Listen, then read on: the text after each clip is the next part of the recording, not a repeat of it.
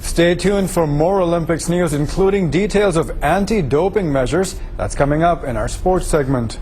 Now, moving on to some other news, it's one of the fastest growing universities in Canada with a vibrant campus right in the heart of downtown Toronto. But is it also a hub for not so refined activities? A year-long probe into racism at Ryerson University has found some surprising results. But as Mithya Khosla reports, this is an issue that comes up across many other post-secondary institutions in Ontario. The 107-page report was commissioned by Task Force on Racism at Ryerson after a string of racist incidents in 2008. It found that despite a widely diverse campus, some visible minority students and even some staff say they feel excluded. Ryerson was uniquely positioned to address persistent issues of social justice and build on its diverse student population and location as a downtown university in one of the most racially, religiously, culturally and gender diverse cities in the world. The report calls for senior staff to receive anti-racism training, more courses on diversity, and hiring more minority professors. It also recommends organizing a pilot census day to collect race-based statistics on staff and students so the university can track whether the situation improves. But the report wasn't all negative. It points out that most students and staff say Ryerson is both a great place to learn and work.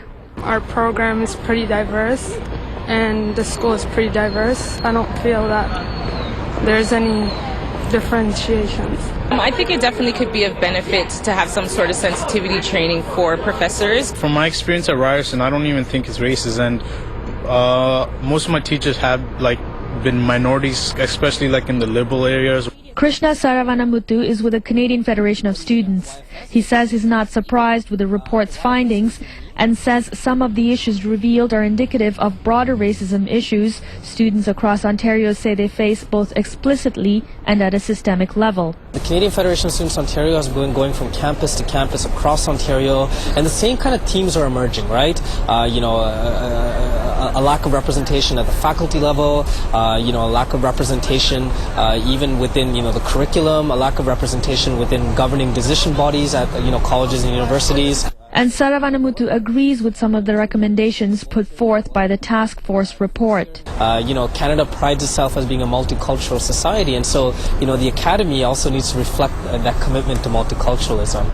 Due to overwhelming reports of racist activities on campuses across the province, CFS Ontario says it has also been filing a report it plans to release this March. Its hope is that administration at all colleges and universities, as well as the provincial government and the Ontario Human Rights Commission, will consider their recommendations to create a more equitable and accessible campus for all racialized students. This is Mithya Khosla reporting for Omni News. The case of a missing Belleville woman has taken a startling turn after Ontario Provincial Police announced today they've found Jessica Lloyd's body, and a man charged in her death is a high-ranking Canadian military officer.